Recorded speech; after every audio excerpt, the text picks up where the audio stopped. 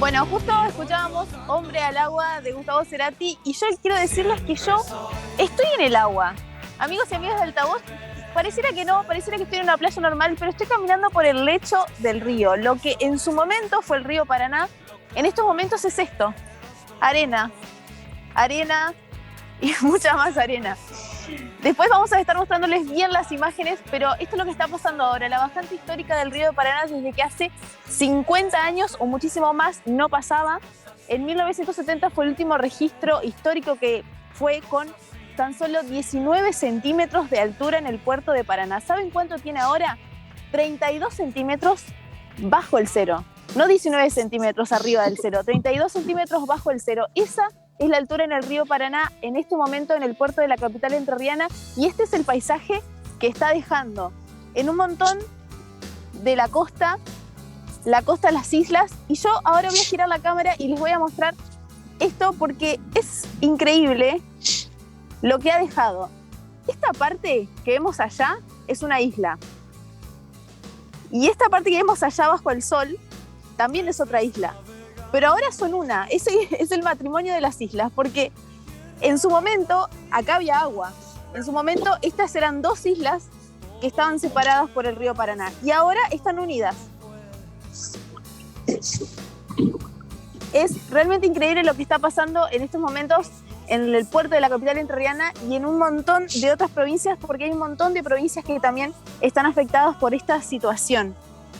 Y también el paisaje desolador que deja, no solo para el hombre, no solo complicaciones para el hombre, como por ejemplo la toma de agua potable, sino también para la naturaleza, para la flora y para la fauna. Este es el paisaje actual y esto es lo que está dejando esta bajante del río Paraná. En este momento entonces, caminando por el lecho del río, lo que en su momento fue río, hoy es esto: arena. Joana, ¿nos escuchás? Sí, chicos, los escucho. Es impresionante lo que nos estás mostrando. Estamos todos boquiabiertos mirando las imágenes. Yo lo que te quería preguntar es, ¿en cuánto tiempo cambió esa imagen? Que para vos es obviamente el lugar donde vos vivís, además, pero ¿en cuánto tiempo cambió? Esta bajante la venimos más o menos atravesando hace un año. Hace un año es que se llegó al registro más bajo en 50 años, que fue 14 centímetros, pero como les digo, por arriba del cero. Después hubo un par de lluvias en el norte, eso es lo importante. El río Paraná obviamente nace en Brasil, entonces cuando hubo lluvias por allá arriba, por Brasil, por Paraguay, el caudal volvió a ser el mismo y más o menos en febrero de este año fue mejorando, y ya después tuvimos más o menos 3 metros de vuelta. O sea, en febrero, el 13 de febrero, tuvimos 3 metros 30 de altura. O sea, imagínense, nada que ver contra 32 centímetros bajo cero y ahora en ese momento que teníamos 3 metros. Pero más o menos esa era la previsión, de que por más que llueva, como hay sequías, iba a bajar igual. Entonces, hace un año teníamos 14 centímetros de altura. Después, con los meses, siguió esa sequía, fue mejorando. En febrero tuvimos 3 metros, o sea que es decir que cuando hubo 3 metros todo esto era agua, claramente. Y ahora volvimos a bajar y ahora tenemos 32 centímetros bajo el cero, que el último registro más histórico fue allá por el 1940. O sea, es una locura lo que está pasando. Es realmente muy fuerte la imagen, Joana, es muy triste también. La verdad que impresiona ver el Paraná de esta forma, que estés ahí parada, caminando, ¿no? Claro. No se puede creer Ahí realmente. tendría que haber agua y está caminando sobre donde tendría que haber agua. Totalmente. Ya vamos a hablar, por supuesto, de todas las consecuencias que esto trae y vamos a hablar del cambio climático en general. En este programa saben que siempre le dedicamos nuestra pata ambientalista, pero también vamos a seguir recorriendo el país porque queremos mostrar otro punto. Nos vamos a ir a Corrientes, donde Leila está embarcada. A ver, ahí está, Leila, ¿cómo estás? Contanos, ¿dónde estás?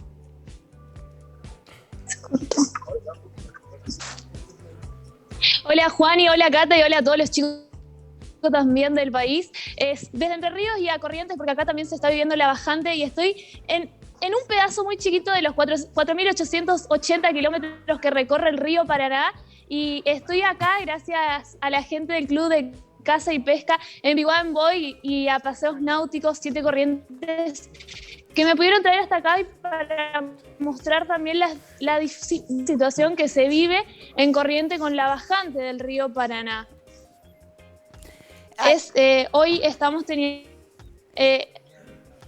Leila, mientras Sí, recuperamos... se complica un poco la señal porque Se estamos... complica la señal, vamos a seguir con las imágenes mientras recuperamos tu audio. Vamos a presentar a nuestros invitados. Sí, antes, Leila, si podés, mientras recuperamos tu audio, podés dar vuelta a la cámara para tener un panorama general y de paso vamos mostrando en imágenes como nos estaba mostrando Joana. Ahí está. Mientras, si tratamos de recuperar tu audio. Estamos desde adentro del río donde hay agua Exacto. y donde debería haber agua en Entre Ríos con Joana. Señores y señores, vamos a presentar a nuestros invitados. Vamos a hablar, por supuesto, ahora sí, de todo esto, de esta preocupante situación de la bajante del río Paraná, pero también sobre la crisis del cambio climático. Exactamente. Lo vamos a abordar, vamos a escuchar, vamos a aprender y charlar entre todos de por qué está pasando lo que está pasando. Está con nosotros Quique Viale, abogado, amigo de la casa, podemos llegar a decir que ya estuvo acá. Claro, sí. Presente, ¿cómo le va? Muy bien. Abogado ambientalista, Abogado ¿cómo le va? ambientalista. ¿Todo bien? Muy bien, muy bien. Vos también estuviste ahí donde está caminando Joana, ¿no? En el río Paraná, Quique. Estuvimos hace un par de semanas, hace 10 días, sí, caminando sobre el río. Era realmente impresionante, es impresionante poder caminar. Hay un momento que hay un brazo del Paraná, que se llama Paraná Viejo, ahí cerca de Rosario era esto, que se termina el río. Se termina, se agota y empezás a caminar. Con lanchas encalladas, etcétera, y ahí con la arena, muy parecida a las imágenes, muy parecida en Rosario, cerca de Rosario, a lo que nos está mostrando ahí en Paraná, ¿no? Bueno, ahora vamos a pensar y a preguntarles entre todos a ver qué efectos tiene eso también y las causas, pero tenemos otra invitada más, Juan Así Ignacio, es, Jamín Rocco, licenciada en Ciencias Ambientales de la UBA, también está conectada por Zoom, con quien también se va a sumar a nuestra charla para hablar de todo este tema. Bienvenida, Jazmín. Hola, Jazmín. Hecha esta presentación, Jazmín, te invitamos a vos, a Quique y a todos ustedes que están del otro lado a presentar el tema, la crisis del cambio climático, para que todos tratemos de entender un poco cuál es la situación que estamos viviendo el día de hoy, que realmente es muy preocupante, que muchas veces no nos damos cuenta quizás en el día a día cómo realmente está cambiando el planeta. Uno vive, camina por la calle y uno no dice, mira, la crisis climática está afectando de esta manera. A mí me hizo un clic Quique Viale en una charla que me decía, ¿por qué no tenemos todos perspectiva ambiental a la hora de vivir y de atravesar lo que vivas en tu vida en esta emergencia? Y me quedé pensando, ¿no? Porque tenés perspectiva de género ya. Bueno, ¿qué pasa con el ambiente, no? Claro. La ONU lanzó una alerta que te Claro. da pánico lo que dicen. Yo quiero entender, porque obviamente no soy ambientalista y quiero que nos lo expliquen ellos, Bueno, pero no estamos en una situación fácil del mundo. Fíjate vos que dijiste la palabra emergencia y esa es la situación en la que estamos. Bueno, vamos a tratar de entender esto a fondo. Para eso vamos a presentar el tema de esta manera. Desde principios de 2020, la bajante del río Paraná generó preocupación y las imágenes de las últimas semanas encendieron las alarmas. Increíble lo de la bajante del Paraná. Hay una imagen perturbadora, la gente caminando de frontera. El cruce del Paraná caminando. El Paraná es el río más influyente del sistema de la Cuenca del Plata por su caudal, extensión y la longitud de su curso. La situación actual es crítica, afecta a la producción y genera estrés hídrico en 7 provincias argentinas. Probablemente tenga que ver con cuestiones vinculadas precisamente con este curso de agua, pero también con la mano del hombre. El problema es cómo hacemos para contener una situación que no deja de estar todo el tiempo como retroalimentándose, porque los campos siguen estando trabajando a pleno, el uso de agrotóxicos sigue. ¿Y cuánto afectó el cambio climático a la bajante del río Paraná? Esta semana se conoció un informe alarmante de la ONU. El reporte detalla que la temperatura global sigue subiendo y es debido a la actividad humana. Este informe implica una alerta roja para la humanidad. ¿Es la bajante del Paraná una de las consecuencias del calentamiento global? ¿Qué se puede hacer para mitigar el avance voraz de la temperatura del planeta? Quique, explícanos brevemente, pero para que podamos entender por qué pasa lo que estamos viendo en imágenes, tanto desde Entre Ríos como desde Corrientes con el río Paraná. Bueno, es multicausal, no es sencilla la respuesta, no hay una sola causa que de eso. Hay una corriente que se llama la corriente de la Niña, que es natural, que está afectando hace ya un tiempo el curso de agua y que hace que genere sequías en distintas partes, sobre todo de Brasil. el Paraná es el río Paraguay-Paraná, ¿no? Uno de los ríos más grandes de la región, que está constantemente alimentado de las precipitaciones y las lluvias que van en todo su cauce. Pero también tenés un montón de cosas. El cambio climático lo que hace es que cosas que son naturales sean más virulentas y más recurrentes. Entonces, hay que terminar de determinar cuánto del cambio climático está relacionado con esto, si acentúa algo que era natural en ese sentido. Y además tenés la cuenca del Paraná atraviesa todo el modelo de agronegocio de América Latina, de Brasil a Argentina, ¿no? Con la deforestación, el Gran Chaco argentino deforestado, destrozado. Y en la Amazonía también, ¿no, Quique? Y en la Amazonía también, la Amazonía con un nivel de deforestación como nunca antes, con Bolsonaro ahora. Pero ese es el punto. Ese punto es clave, es fundamental entender que tiene una relación en el cambio de los ciclos hidrológicos. Siempre se ha dicho, y la ciencia lo ha dicho, de que la deforestación provoca cambio. También existen los llamados ríos voladores, que también tienen que ver, que son humedades que van viajando, incluso interjurisdiccionalmente, que también son afectadas por la deforestación, es decir, la mano del hombre y la mujer, ¿no? A ver, Quique, vamos a viajar y a charlar un poco con Leila desde adentro del río, que te recuperamos la señal. Contanos un poquito, Leila, qué estás viendo y mostranos sobre todo. Cata, lo que estoy viendo ahora es la costanera de Corrientes Capital. Estamos en la punta San Sebastián, una de las puntas que más conocidas, digamos, también por las inundaciones que hubo en Corrientes hace 77 años, y hoy lo que vemos ya es la defensa prácticamente de la costanera, algo que nunca se vio, y hace un mes, ya el 20 de julio, se midió 0,29 metros de la altura, que es una altura que no se registraba desde el año 1944, hace 77 años ya, así que la imagen es casi triste. Ver esto es... Sí. ¿Cuál es el efecto que tiene en el uso de agua domiciliario? Es decir, para cocinar, para bañarte, para tomar agua. ¿Está pasando algo con eso? En este momento todavía no se ha tomado ninguna medida, pero sí, mira, más hacia el fondo lo que se puede ver es desde donde se toma el agua, que es el agua. La volvimos a perder. Pero tal vez Joana estamos, Quique, claro, que estuvo estamos ahí, en otro punto, en Entre Ríos. Ahí está Joana, mientras recuperamos a Leila.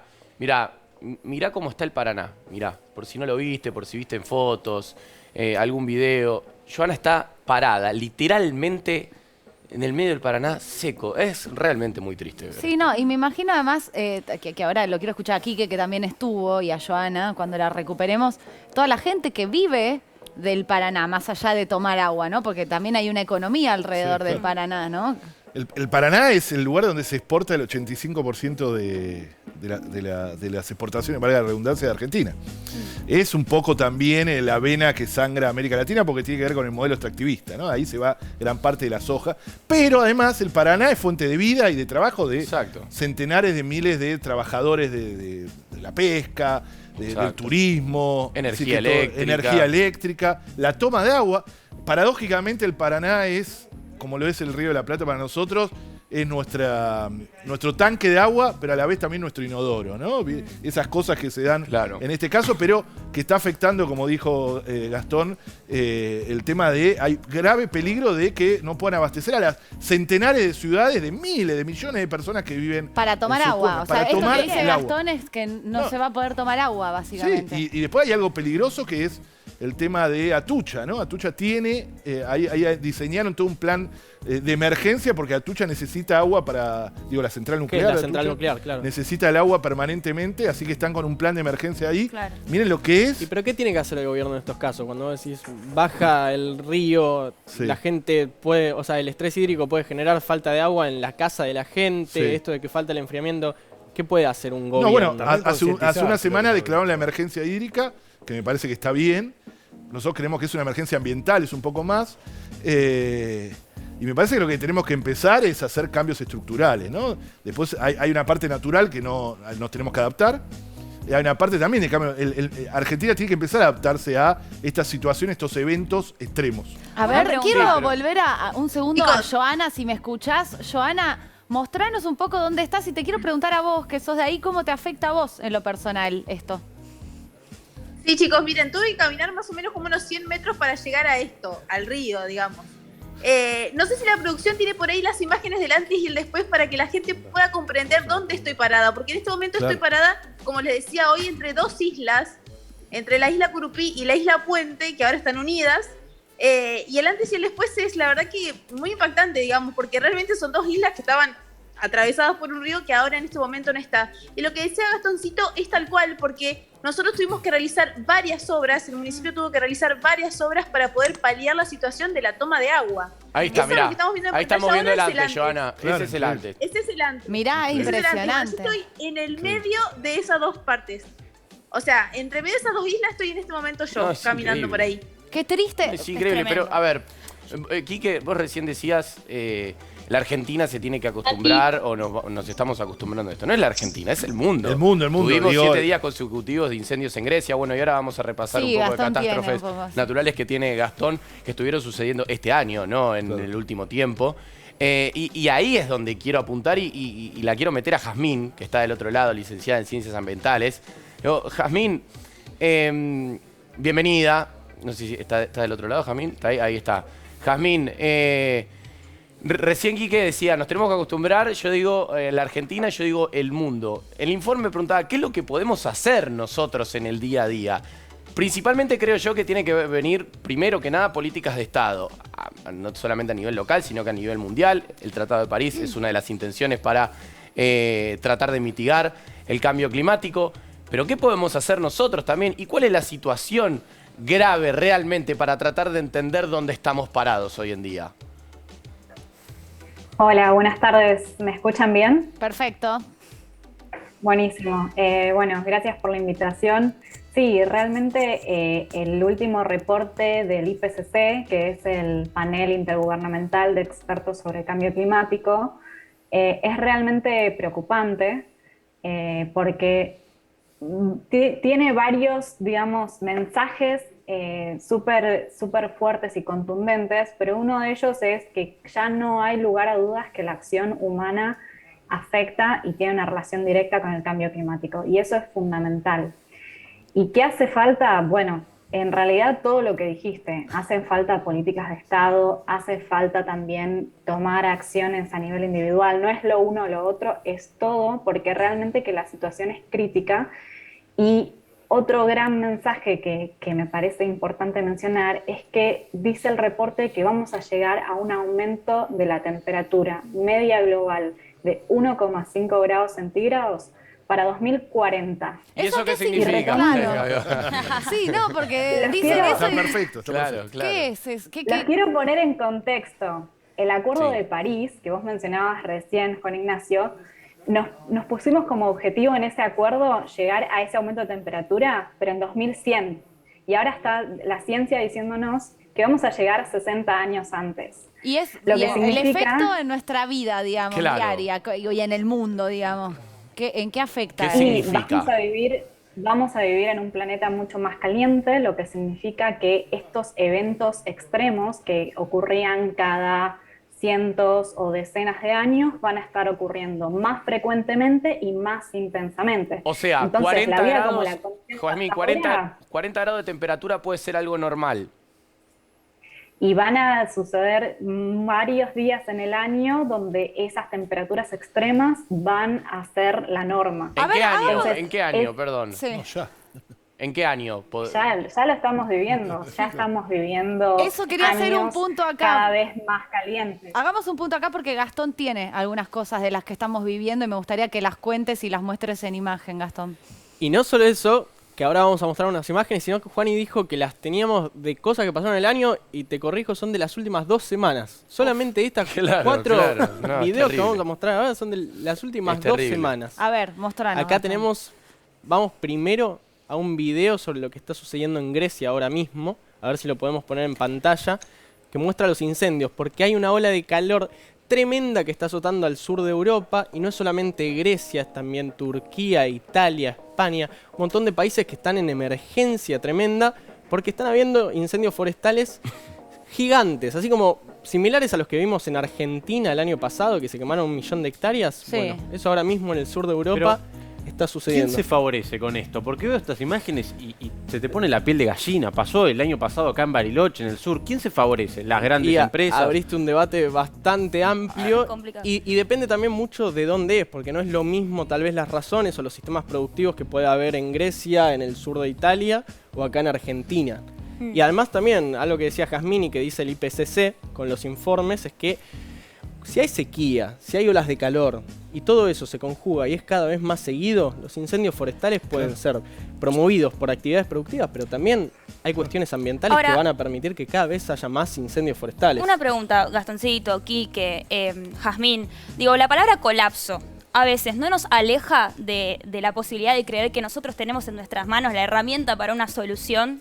Porque quiero decir, políticas de Estado. ¿Qué son las políticas de Estado? Bueno, repensar el modelo productivo dentro de todo lo que se puede hacer, más allá de reciclaje y un montón de cuestiones que podemos hacer desde lo individual. Pero Digo, ¿hay ¿cómo nos alguien posicionamos repensando ante el esto? modelo productivo? Sí, Me claro. sumo a lo que está Hay un diciendo montón José, de gente, no solo lo está pensando, sino que lo realiza, ¿no? Hay de pequeñas, miren, ante el colapso sanitario que estamos viviendo, que es claro, un colapso sanitario, hace 1 año y medio que estamos cerrados, también el colapso ecológico lo está mostrando ahí Gastón. Sí, va a seguir mostrando. Y va a seguir mostrando, se quedó con solo una parte.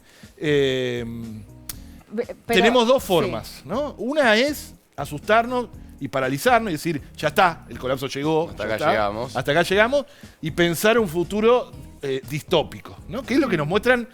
Esas imágenes son bastante distópicas, digo, de series, la serie, la película. Sí, no hay mucha diferencia Es entre bastante algunas así, series. claro. Pero ahora voy a hablar de las inundaciones en China y las imágenes de el problema es que cuando vos imaginás, por Para eso hay que la tomar, y segunda. sobre todo usted la juventud, cuando tomás Quique, un futuro distópico... banquemos un segundo que dale. Gastón termine de mostrar las imágenes porque Bueno, dale. nos va a graficar la Dale. magnitud de lo que después vos estás explicando. Bueno, al mismo tiempo que hay incendios tremendos en algunas partes del mundo, también hay inundaciones. El evento contrario en otros lugares, inundaciones también tremendas. Estas son imágenes en China, en Zhengzhou, que son aterradoras. Mirá, acá están las imágenes del subte y hay algunas de personas dentro del subte. Mirá, ahí está la puerta del subte, imagínate. Increíble. Y gente se quedó encerrada, o sea, en transporte ¿Esto público. dónde es? ¿En China? En China, sí. Me Terrorífico. Y hay alrededor de 300.000 evacuados por las inundaciones que están habiendo, que miren, son tremendas. Y además hay alrededor de 300 muertos. Las Esto es cifras de se las van últimas 2 actualizando. semanas, todo lo que Sí, estás las mostrando. últimas 2 Exactamente. semanas. Todo, ¿Sabe el qué pasa? incendio y también está... Sí. Me hace acordar mucho a lo que pasó en La Plata en 2013. Fue terrible eso. Totalmente. Que también fue falta de infraestructura, todo eso, y fue todo trágico. Bueno, y ahí están las medidas de Sí. adaptación que hablaba aquí, que también son gran parte de las políticas públicas que tenemos que tomar, pero también esto de que el cambio climático hace cada vez más frecuentes estos eventos que no queremos que sucedan. ¿Qué más tenés, Gastoncito? Tenemos también incendios, a ver si los podemos mostrar. Esos son incendios en California. El segundo incendio forestal más grande desde que se tiene registro en California. Increíble. Que también es zarpado. Y si uno mira los diarios, todos los años vieron lo de se superó otra vez la temperatura mundial, otra vez rompimos el récord de incendios, otra vez... O el sobregiro. Sobregiro ecológico, cuando consumimos todos los recursos que la Tierra produce en un año, cada vez lo vamos adelantando.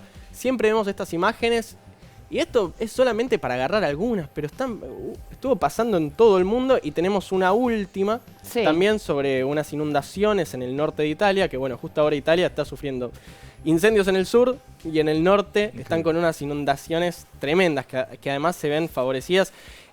Los rápidos, esos que vemos así a full, también pareció a China por el relieve que tiene la zona de Lombardía en el norte de Italia. Es tremendo. Y también, ahí Son todas evacuados, imágenes todo. impactantes. Nosotros sumamos las propias en vivo con el río Paraná Total. y ahí sí retomamos, Quique, algo que vos eso estás a mí es explicando. clave, sobre todo en un programa joven como este, ¿no? Digo, el futuro, esas imágenes distópicas, y pensar un futuro distópico te hace pensar en soluciones individuales y egoístas. Claro. Que son las que vemos en las series y películas. Vieron que se matan entre sí porque queda muy poco por salvar, ¿no? Si pensamos en vez de futuro distópico, en un futuro utópico, ¿no? Hay que generar eso. Pensamos en clave colectiva y solidaria. Que me parece que esa es la gran. Si nosotros solo pensamos que ya está todo dado, etcétera, nos vamos a paralizar. Y la salida de la sociedad va a ser individual, egoísta, etcétera. Hay formas de pelearlo. Ahí Jazmín creo que nos está pidiendo la palabra, porque si no, hablo mucho yo. Y Sí, ella, que además licenciada en Ciencias Ambientales, nos va a decir cómo salimos de esto. Decinos, Jazmín, porque realmente... Tiranos un centro, que Jazmín. me digas que puede llegar a haber 40 grados de temperatura todos los días. O Yo me voy a vivir a Marte. Frecuente. No, Claro, ¿a es dónde realmente nos vamos, preocupante. Digo, yo pienso en mi abuela, digo, mi abuela no puede salir a la calle. Son los peores. Tiene que tener un aire acondicionado en la casa durante todo el día. No, y pienso Para eso más. tenés que adaptar todo el sistema eléctrico. Eso es adaptar. Porque va a haber más aire acondicionado en lugares donde no había aire acondicionado, por ejemplo. En zonas donde no había aire acondicionado. Y lo contrario. Perdón, Jazmín, no, si no hablo mucho. No, solamente quería agregar dos cosas. Que por un lado, está bien que estemos hablando del aumento de la temperatura, pero también vamos a tener olas de frío más intensas. No es solamente olas de calor, son los extremos los que van a aumentar. Pero quizá para traer un poco de, no llegaría a decir tranquilidad, pero me parece importante que si bien el IPCC en este reporte nos dio un montón de mensajes muy fuertes, no nos dijo que está todo perdido, porque si está todo perdido ya no tenemos nada para hacer. Y eso no es lo que dijo el IPCC. El IPCC dijo que si realmente hacemos cambios transformacionales de justamente todas estas actividades humanas que generan gases de efecto invernadero, vamos a poder tratar de mitigar hasta donde se pueda el cambio climático. De hecho, una de las cosas que nos dice es que sí, es muy probable que alcancemos el 1,5 grados para 2040, pero si realmente tomamos medidas de mitigación, no solamente ahora, sino a lo largo de todo el siglo, es posible que logremos disminuir en la segunda mitad del siglo la temperatura por debajo del 1,5 grados. Elías, en Chubut querías decir algo. Quería mencionar también la sequía que estamos viviendo acá en Chubut y que ya se quitó un lago anteriormente, el lago Colue-Huapi, dejó de existir en las últimas 2 décadas más o menos, y ya está en riesgo el lago Musters por el bajo caudal que entra al lago, que es de donde se alimenta como Rivadavia, Raquel y Caleta Olivia. Ya se está viendo venir un verano con muchos cortes de agua, como venía pasando en años anteriores, y quería agregar eso, como estaban hablando recién con es muy importante, perdón que me meta, porque en Chubut la salida a esto del gobernador es proponer un proyecto minero que va a consumir millones de litros de agua, que es un proyecto además que tiene un lobby enorme, que es para American Silver en la meseta central. Eso, el Colue-Huapi, ese lago desaparece por la industria petrolera. Yo les quería preguntar a vos, Quique, y a Jazmín también. Cuando se hablan de obras de infraestructura gigantescas, vos hablabas de electricidad, caminos renovables. Quiero preguntar. ¿Quién quiere preguntar? Está como Alguien hay desesperación de los chicos que quieren preguntar. Gaconcito, le cedes la palabra porque cedo la palabra. Si lo dijo de esa manera, no podemos no darle la palabra. Total. Claro. Solo agrego a la pregunta que vas a hacer, si no se pelea con la economía también, todos los cambios para mitigar el cambio climático que tenemos que hacer. ¿Quién fue? Mica en Córdoba. Mica en Córdoba quiere preguntar. Quiere preguntar. Aparte que quiera preguntarle, le agrego a usted en Córdoba qué situación nos puede contar que haya sido afectada por el cambio climático. Nos contó Elías, estamos viendo en Entre Ríos, Corrientes. Ahora está muteada. Está muteada. Bueno, de Córdoba yo te digo rápido, antes que agregue, ¿saben cuánto bosque nativo queda del original? Digan un porcentaje. ¿Bosque nativo? Sí. 30%. No. ¿10%? 3%. No. Claro, y el agronegocio se lo morfó. No, 3%. ¿Estás hablando en serio? 3%. ¿Es el dato oficial? Repetilo. En la provincia de Córdoba solo queda el 3% de los bosques nativos originales. El agronegocio se llevó puesto todo. A ver, Mica, te escuchamos. Está hablando de los bosques nativos que desaparecieron en Córdoba, Quique. Contanos un poco qué ves vos. Acá tenemos como 3 aristas en Córdoba. Los incendios, que siempre se realizan campañas a esta altura del año. Tenemos el cambio de clima, chicos. Mitad de julio hubo una gran nevada de la nada en Córdoba capital. Yo estuve en Jesús María, una ciudad que no nevó, no sé, hace 50 años, que fue increíble ese cambio. Y bueno, el lago San Roque, cuando se producen las sequías, cuando recién las chicas mostraban el río Paraná, yo me acordaba cuando tenemos estas grandes sequías en el lago San Roque, que abastece gran parte de la provincia de Córdoba en agua. Y una noticia para actualizar que acabo de encontrar, que dentro de unos días la Municipalidad de la ciudad de Córdoba comunicó sobre la primera cumbre mundial de economía circular. Se va a hablar de la economía circular, un evento donde van a venir disertantes de todo el mundo. Esto sería una buena noticia porque no solo se aplicaría en la provincia, sino que a lo mejor pienso que puede ir mucho más allá, porque siempre pensamos, ¿no?, por dónde comenzar a cambiar un poco esta realidad. Y tengo una pregunta para hacerle a Quique. A ver. Pregunte, me genera suspenso. Me genera suspenso ahí. ¿Cómo vino el Meca? Claro. Tremendo. Me siento en la facultad de nuevo. ¡Vamos, Córdoba! Bueno, Quique, te pregunto, uno cuando por ahí estaba en el colegio secundario y en este transcurso de la vida, siempre se habló de potabilizar el agua salada. Siempre estuvo esa idea en el aire. ¿Hay algún proyecto, tenés ideas sobre esto? Bueno, es interesante eso y esa discusión se da mucho en Chile. Porque Chile tiene graves dificultades de agua, sobre todo en la zona norte, gravísima, fundamentalmente por la actividad minera que consume mucha agua. Entonces había como experimentos o intentos en Chile, en el norte de Chile, de poder de alguna manera potabilizar el agua salada, que es muy caro y todavía no se puede hacer a gran escala. En algunos casos se está haciendo, realmente sería interesantísimo que se pueda hacer, pero por ahora demanda mucha energía, mucho dinero, no es económicamente... Yo quiero agregar una cosita. Sí. No sé si, Quique, escuchaste hablar, Jazmín, de geoingeniería. Que vieron que ya hay... ¿Qué es eso? Pará. Es... Pensaba que tenemos que tener mucho miedo, Claro. pero bueno, Bueno, sí, claro, sí. es por ahí mucho miedo, ¿Qué luego geoingeniería? esperanza, no, ¿viste? La geoingeniería es la ingeniería que se pone para que podamos manejar ciertas variables del clima. Por ejemplo, Sí. ahora China está con drones haciendo que lluevan lugares donde antes no llovía, tirando una descarga eléctrica en las nubes para que justamente precipite el agua que hay ahí. O sea, inventan nubes. No, las nubes ya están. Sí. Y no lo controlan 100%, no son métodos 100% efectivos. Le sacan pero agua a las nubes. hacen que precipite, exactamente, ordeñan. que las gotas Es que una todavía no locura lo que cayeron. estás contando. lo Esto hagan. lo hacen en China. Igual la geoingeniería es más que eso. Y no sé está- Jazmín bueno, si claro, quiere. son no sé si muchas Jazmín cosas, quiere, porque si no hablo pero, yo de nuevo. Bueno, está generando un lío geopolítico también eso, porque India le dice a China, che, pero esas nubes venían para mi claro. país, eran Claro. agua para mi país. Llevate Claro, mis nubes. Claro, Yo pero no puedo creer lo que estás contando. A ver, Jazmín, Jazmín. contanos un poco más de todo lo que está diciendo Gastón. Sí, como decía aquí, que es algo que la verdad que genera bastante miedo. Hay como distintas medidas que se evalúan dentro de lo que es la geoingeniería, como por ejemplo lo que son los espejos satelitales para mandar, digamos, la radiación solar a otro lugar que no sea el planeta Tierra, o fertilizar los océanos para que capturen más dióxido de carbono. En fin, hay como varias ideas por ese lado dando vuelta, pero la realidad es que es muy difícil saber si acciones así van a realmente beneficiar o simplemente generar más daño de lo que ya estamos generando. Y si me permiten, me gustaría contestarle la pregunta a Gastón respecto Sí. de las cuestiones económicas. La verdad es que la transición, digamos, hacia una economía más baja en carbono la podemos hacer ahora por las buenas o en algunos años por las malas. Perfecto. Claro. Es así de sencillo, porque el cambio se está viniendo, entonces necesitamos transicionar cuando la situación no sea tan catastrófica como probablemente va a ser en los próximos años.